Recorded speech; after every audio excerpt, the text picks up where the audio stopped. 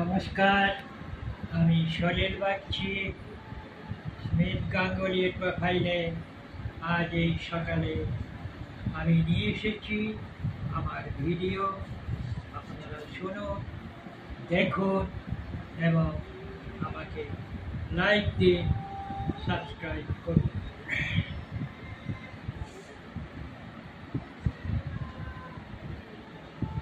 1887 খ্রিস্টাব্দের আজকের দিনে, অর্থাৎ এই 30শে অক্টোবর জন্মগ্রহণ করেছিলেন শিশু সাহিত্যিক সুকুমার রায়।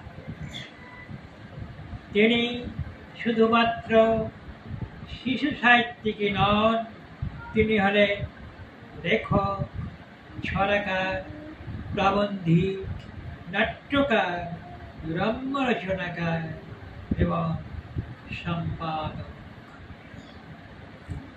ভারতীয় সাহিত্যে তিনি ননসেন্স ছড়ার সৃষ্টিকর্তা।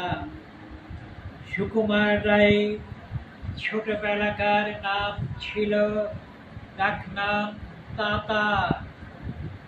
তার ছদ্মনাম হচ্ছে বুঝমান পণ্ডিত। তিনি বিখ্যাত অজবরল রচনা করেছিলেন। তিনি মজার মজার নাটক লিখেছেন, যেমন লক্ষণের শক্তি সেন, অবাক জলপান, ভাবুক সভা, মাগো এবং হিংটিং ছটের মতো নাটক। আমরা অনেকেই জানি এই সুকুমার রায়ের বাবা ছিলেন লেখক উপেন্দ্র কিশোর রায় চৌধুরী। এই চৌধুরী ছিল তার পদবী পাওয়াটাইতে।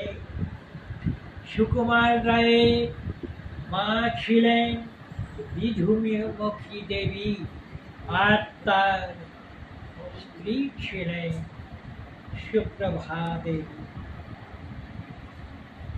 একথা আমরা সম্ভবত সকলেই জানি।